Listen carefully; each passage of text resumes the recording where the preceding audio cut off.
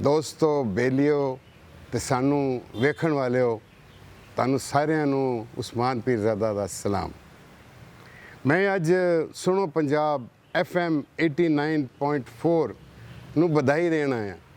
ਹੁਣ ਤੁਸੀਂ ਪੁੱਛੋਗੇ ਹੈ ਕਿ ਬਈ ਇਹ ਇੱਕ ਚੈਨਲ ਹੈ ਜਿੱਥੇ ਤੁਸੀਂ ਸੁਣ ਵੀ ਸਕਦੇ ਹੋ, ਜਿੱਥੇ ਤੁਸੀਂ ਵੇਖ ਵੀ ਸਕਦੇ ਹੋ।